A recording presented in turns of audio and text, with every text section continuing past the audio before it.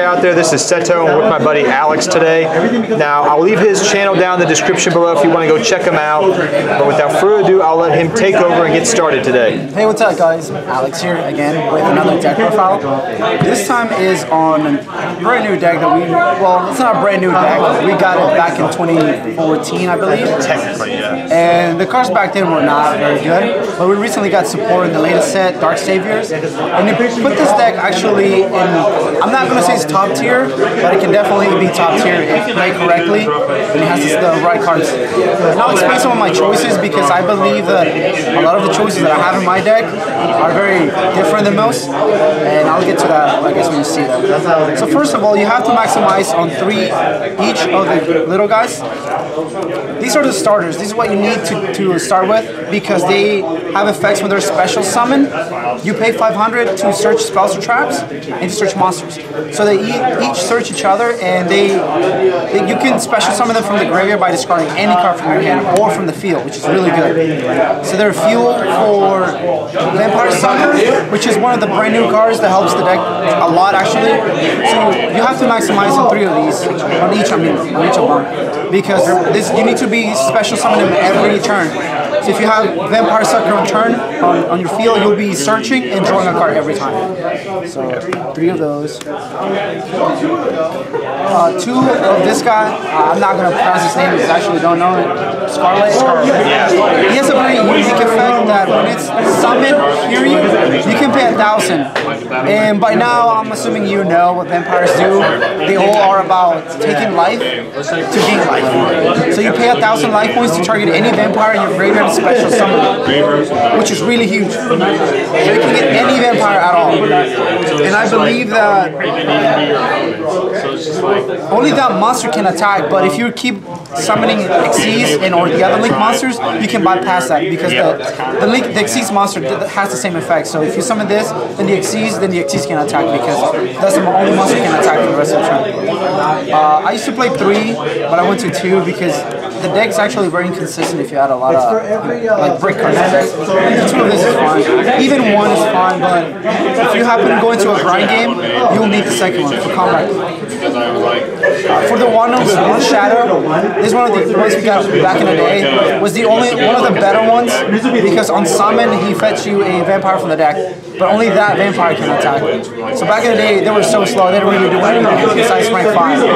And for the rest of the turn you can only Xyz for the Dark Xyz. We only had 2 back then, which was Andreas and Bram, but now we have more options. So play one of them, one Duke, which is pretty much the same as Shadow, but he summons from the graveyard instead from the deck. And when he is summoned, he lets you declare a card type, monster, spell, or trap. Your opponent gets to send that card from the deck to the graveyard, and that's where the Spice comes in. A card that a lot of Vampire players don't play, but I chose to.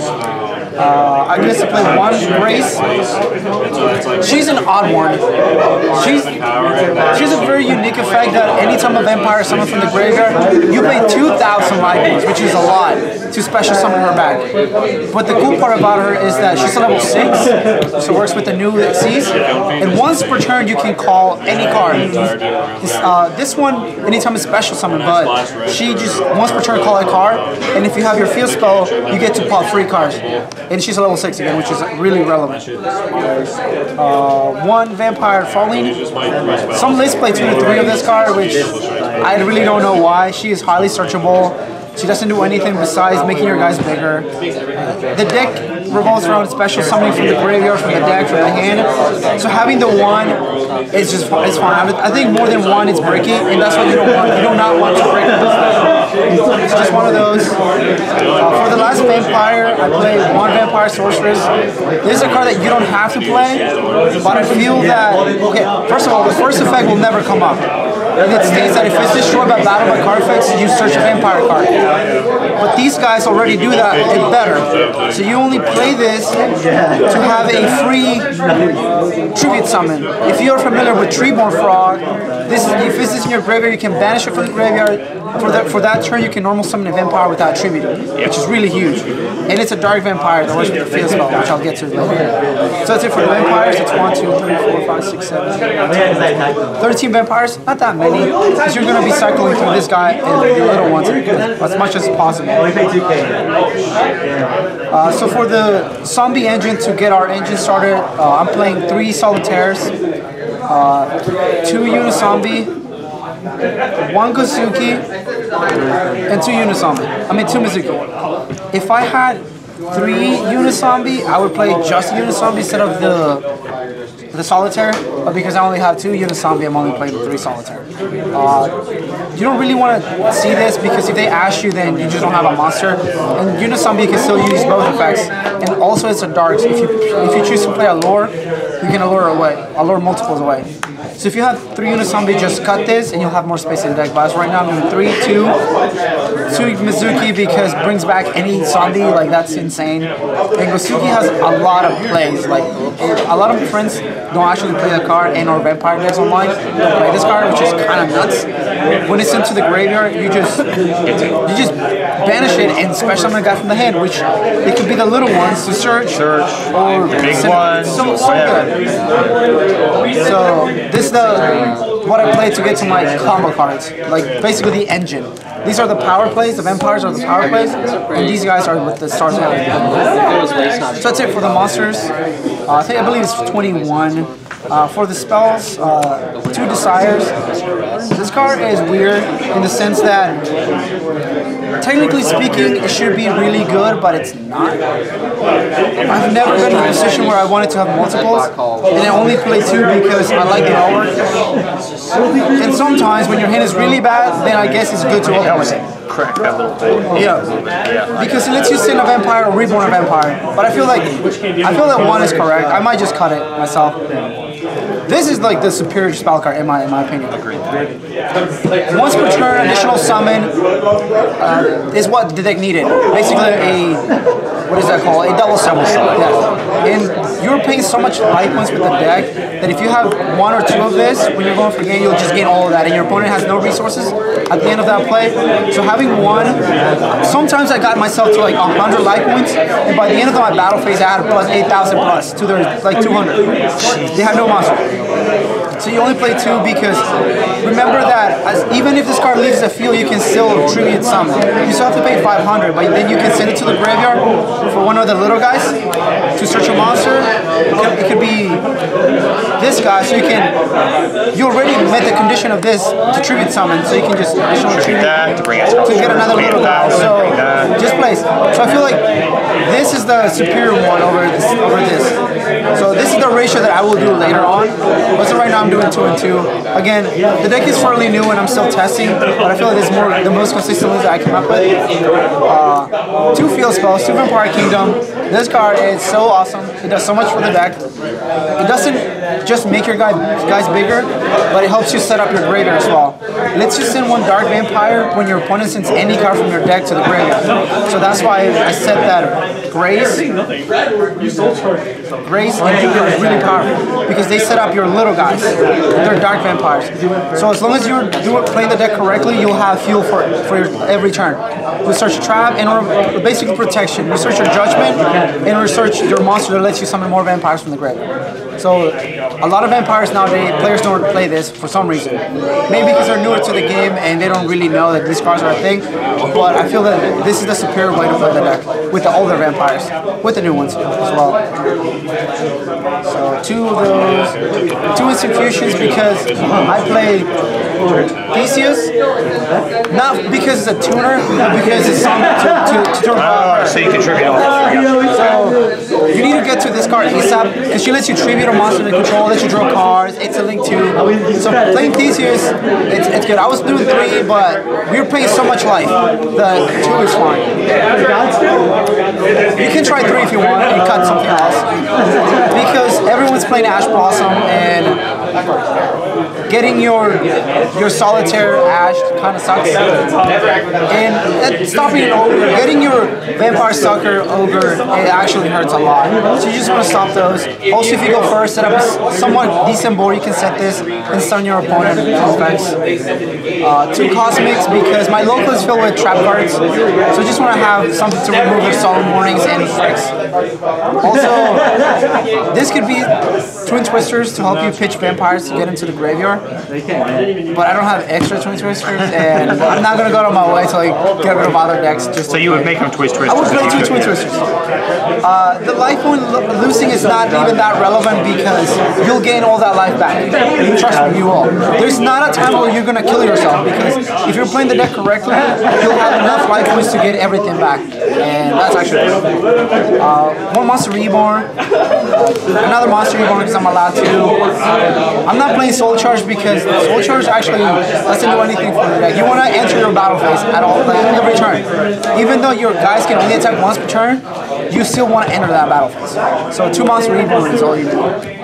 1 for 1 because the guy that searches monster, it's a 1. So you basically get a monster that gets you. And you get to discard any monster. Yeah, so the graveyard too. You can get this little guy, normal summon, big sucker, then pitch whatever card to special it is. So you search and draw a card for, I guess, for a -1, but turns into a +3. Let's see. 1 Foolish Burial. You want everything in the graveyard, zombies. Reasoning, it's a really clutch card because, as you can see, there's a lot of different levels. There's 1, 2, 3, 4, 5, 6. So they have to be really smart. If it's mid to late game, they can count the number of vampires that you have left, and they might call the right one, but they usually don't. So no matter what you hit, you're good. Putting another vampire on field, it's actually really good. Mainly because this card is good, and I will explain this card much better. So one of those, before the trap cards I play, 2 Dominations because it's searchable. You don't never want to draw this card, you just want to search it. 1 Artifact Sanctum, summons a vampire from the deck, that's all it does. And 1 Takeover. This is another one of the spicy cards that no one plays because they don't really know exists. This card, if you control at least 1 zombie monster, you can activate 1 Vampire Kingdom from your deck, which is already kind of ridiculous. Where are you? So you activate this from your deck, and then special summon any vampire from your graveyard, which can be any of the little guys to search, any of this guy to call a card, so your opponent sends a card, and then you pop a card under turn. So it gets a +3 if you get to resolve it successfully. Any more than not 1, it clogs, but the 1 is so good. It's searchable by the little guy, so any more is just incorrect.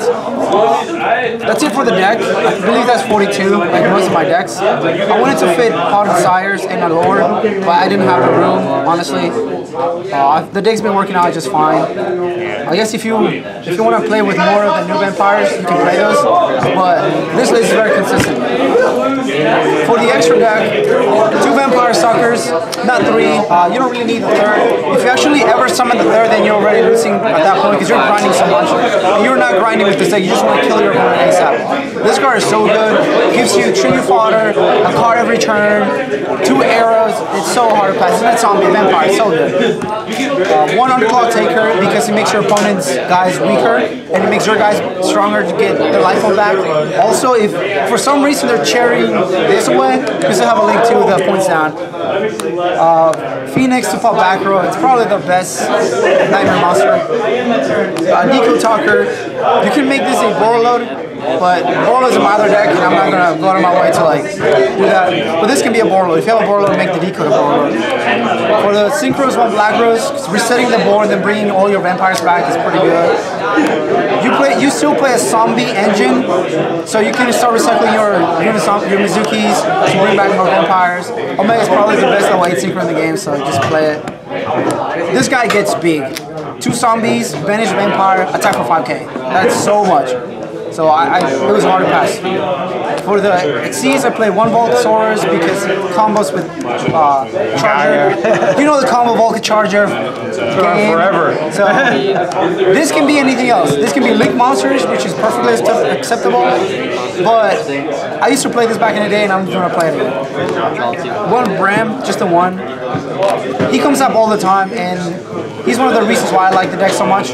Having an Xyz monster that reborns anything for your opponent's graveyard to tribute summon or to summon with this guy, which I'll get to later, it's pretty good. So he's a Treeborn Frog. He's literally a Treeborn Frog. He comes back every turn if he's in the graveyard. So tribute for your vampires, get it back with the guys. If it dies again, just bring it back. So it's infinite. Two of the new Xyz, he has a really weird effect that if any card is sent to your opponent's graveyard, you can detach and take it. So it's another monster reborn. Something's up with vampires and reborn, but this is very unique because it doesn't require just 2. It can be up to 3. It can be 4 or 5 monsters that are level 6 or lower. And the cool thing is that if you, the deck revolves around taking your opponent's monsters, right? So if you manage to take 2 of their monsters, you can treat them both as level 6 and overlay for this guy. So you can have a level 1 and level 3 monster and treat them both at level 6 to Xyz. So free, it's really good. Actually, the concept of the deck is really nuts. For the instant fusion target, 1000 eyes to remove one of their monsters and tribute fodder for the vampires. And what these is because technically speaking, you can make Black Rose with these 2, but you can also make Vampire Sucker and get protection and draw cards and resolve your plays. So that's it, 15 for the extra deck. I guess you can work on it. You can cut these 2 for more links. Cut this for a overload. But besides everything else, it's perfect. It's been working out for me. As always, let me know what you think of the list. Comment down below if you have any questions. Come to my channel if you want to see more videos, more deck files. And as always, thank you, Seto. And I will talk to you guys later. All right. Hope you guys enjoyed that. Take care.